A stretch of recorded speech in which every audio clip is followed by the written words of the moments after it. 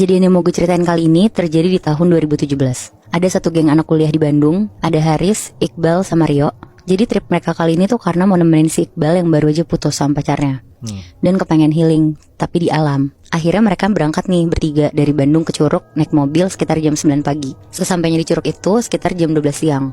Nah, karena si Iqbal niatnya mau healing, jadi Iqbal tuh bener-bener pengen menyendirilah dan ngejauh dari teman-temannya ini. Dia jalan pelan-pelan, terus gak lama pas Iqbal sadar dia tuh ngeliat ke belakang. Pas ngeliat teman-temannya tuh udah gak kelihatan sama dia, berarti udah jauh banget kan dia jalan. Nah, pas dia lagi jalan, Iqbal tuh ngeliat kayak ada gua gede banget.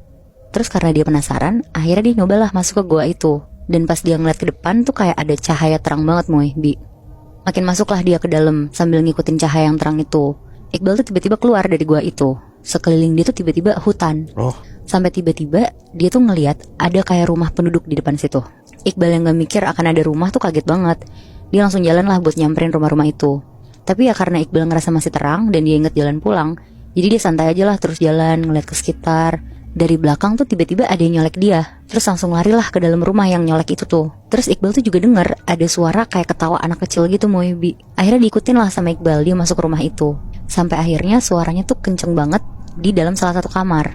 Pelan-pelan lah akhirnya dibuka sama Iqbal gagang pintunya. Pas dia buka, baru sedikit kebuka, Iqbal tuh ngeliat di dalam kamar itu tuh banyak banget tuyul Bi. Waduh. Dan semua tuyul itu tuh ngeliatin Iqbal. Anjrit. Iqbal langsung nutup pintu lah, dia langsung lari keluar rumah itu.